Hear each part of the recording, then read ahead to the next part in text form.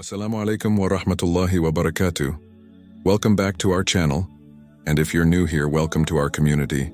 I hope you're all in good health and high spirits. Before we dive into today's topic, I want to extend my heartfelt thanks for your continued support.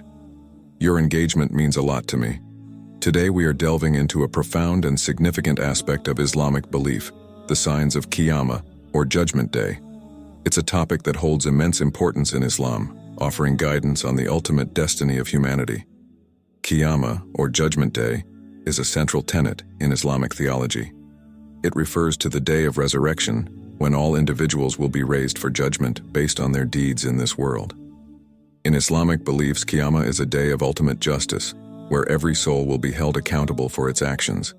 It serves as a powerful reminder of the transient nature of this world and the eternal consequences of our choices. The concept of Qiyamah is deeply ingrained in the teachings of Islam, emphasizing the importance of righteous living and accountability before the Creator.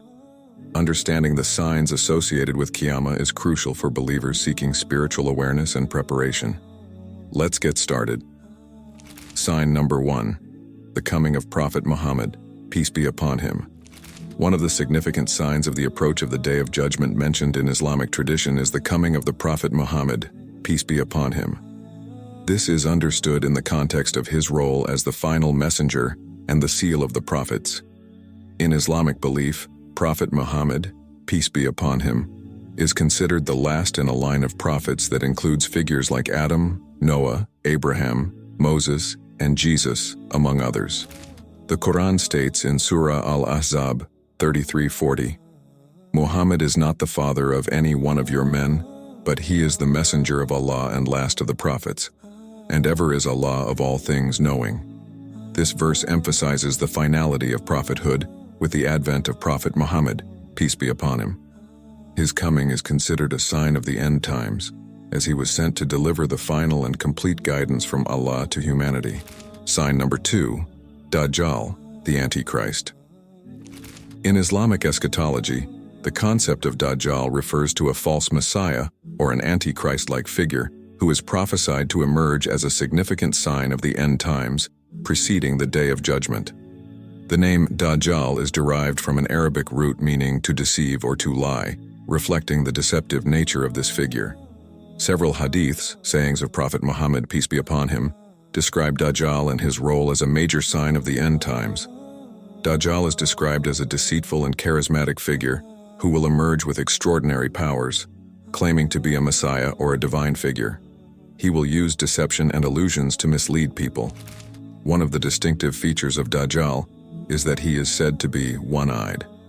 Some hadiths describe his eye as being blind or damaged, while others portray it as a shining, false eye.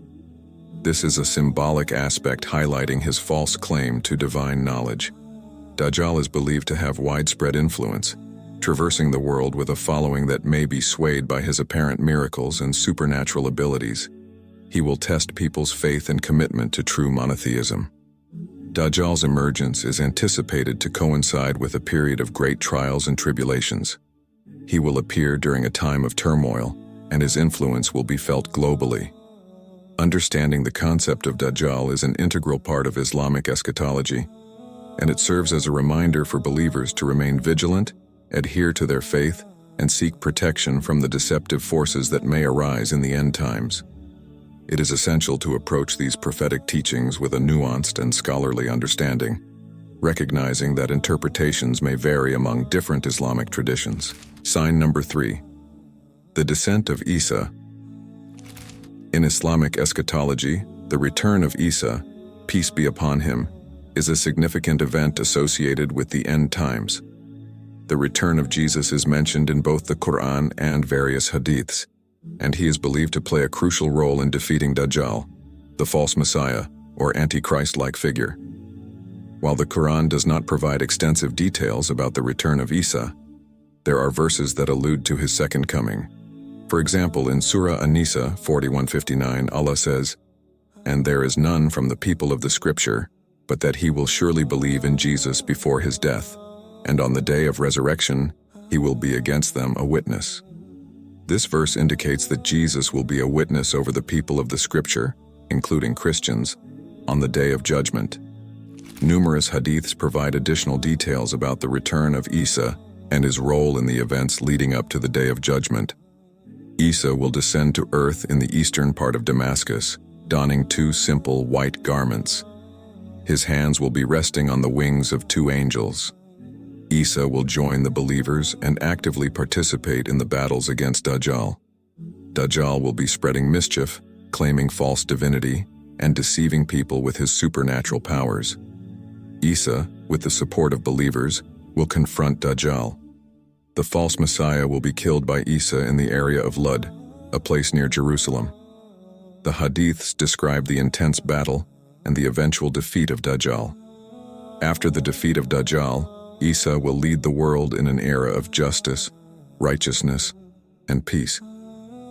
The earth will be purified from corruption and evil.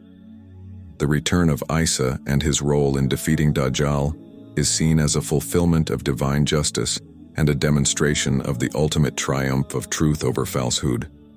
This event underscores the importance of resisting deception and maintaining faith in the face of trials and tribulations.